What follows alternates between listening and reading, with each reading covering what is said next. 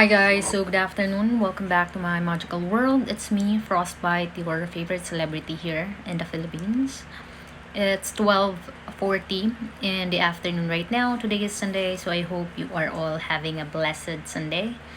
So we are going to continue reading. We are on to page 61 and sana tama to. 61 and 62 of the book Mastery. Okay, so yeah, so those neurons in the frontal cortex that we needed in the initial stages are now freed up to help in learning something else, and the area goes back to its normal size. In the end, an entire network of neurons is developed to remember this single task, which accounts for the fact that we can still ride a bicycle years after we first learned how to do so. If you were to take a look at the frontal cortex of those who have mastered something through repetition, it would be remarkably still and inactive as they perform the skill. All of their brain activity is occurring in areas that are lower down and require much less conscious control. This process of handwriting cannot occur if you are constantly distracted, moving from one task to another. In such a case, the neural pathways dedicated to the skill never get established. What you learn is too tenuous to remain rooted in the brain. It is better to dedicate 1 or 2 hours of intense focus to a skill than to spend 8 hours of diffused concentration on it. Are you okay, guys? Sunday kasi ngayon, this is so cute. The frog, but you know that I don't like frogs and I hate it. But I overcome already the fear of that. Once lang guys, when I was in college. So you want to be as immediately present to what you are doing as possible. Once an action becomes automatic, you now have the mental space to observe yourself as you practice. You must use this distance to take note of your weaknesses or flaws that need correction, to analyze yourself. It helps also to gain as much feedback as possible from others, to have standards against which you can measure your progress so that you are aware of how far you have to go. People who do not practice and learn new skills never gain a proper sense of proportion or self criticism. They think they can achieve anything without effort and have little contact with reality. Trying something over and over again grounds you in reality, making you deeply aware of your inadequacies and of what you can accomplish with more work and effort. Ayan. So if you take this far, you will naturally enter the cycle of accelerated returns. As you learn and gain skills, you can begin to vary what you do, finding nuances that you can develop in the work so that it becomes more interesting. As elements become more automatic, your mind is not exhausted by the effort and you can practice harder, which in turn brings greater skill and more pleasure. You can look for challenges, new areas to conquer, keeping your interest at a high level. As the cycle accelerates, you can reach a point where your mind is totally absorbed in the process, entering a kind of flow in which everything else is blocked out. Your skill is not something that can be put into words. It is embedded in your body and nervous system. It becomes tacit knowledge. Learning any kind of skill deeply prepares you for mastery. The sensation of flow and being a part of instrument is a precursor to the great pleasure that mastery can bring. In essence, when you practice and develop any skill, you transform yourself in the process. You reveal to yourself new capabilities that were previously latent. Ano ba? Latent ba? Check nyo nga guys. Stress ako eh. Ang dami kong iniisip while we're filming. Like my head is spinning, like the things that I should finish doing today. Anyways, going back. So that are exposed as you that are exposed as you progress. You develop emotionally. Your sense of pleasure becomes redefined. What offers immediate pleasure comes to seem like a distraction, an empty entertainment to help pass the time. Real pleasure comes from overcoming challenges, feeling confidence in your abilities, gaining fluency in skills, and experiencing the power this brings. So, iiwasan nyo yun, guys, ha, yung mga distractions.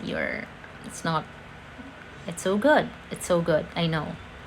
But it's not gonna long. And there will be, if you entertain some of that, there will be a void that you will feel in yourself, and your soul. So you develop patience. Boredom no longer signals the need for distraction, but rather the need for new challenges to conquer. So ito yung mga pursuer of dreams. And I mean, they wanna be an expert in doing the skills, or a certain, depende sa industry. Although it might seem that the time necessary to master the requisite skills and attain a level of expertise would depend on the field and your own talent level, those who have researched the subject repeatedly come up with the number of 10,000 hours. This seems to be the amount of quality practice time that is needed for someone to reach a high level of skill, and it applies to composers, chess players, writers, and athletes, among others. This number has an almost magical or mystical resonance to it. It means that so much practice time, no matter the person or the field, leads to a qualitative change in the human brain. So again, you are capable of doing anything and everything. Practice makes perfect, although wala namang perfect, but yeah, there's a perfection in between that. Like, I don't know how to explain to you guys, basta alam nyo na yon. Okay?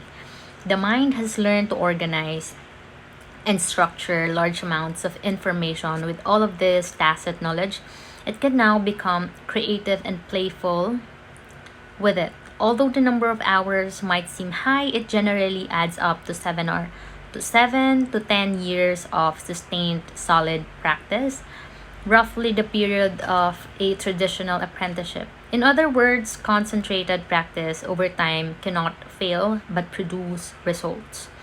So we have here step 3, experimentation, the active mode. This is the shortest part of the process, but a critical component nonetheless. As you gain in skill and confidence, you must make the move. You must make the move to a more active mode of experimentation. This could mean taking on more responsibility, initiating a project of some sort, doing work that exposes you to criticisms of peers or even the public.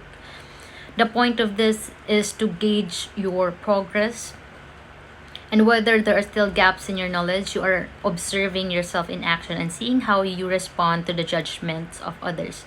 You can take criticism and use it constructively. You have to use it constructively. Hindi yung porke na-criticize ka, mag-ano ka na yung, wag, ganun. Basta guys, do it in a manner that you will become more smarter than you do. More intelligent, more, kumbaga, not really intelligent, but you have more knowledge on it. Okay?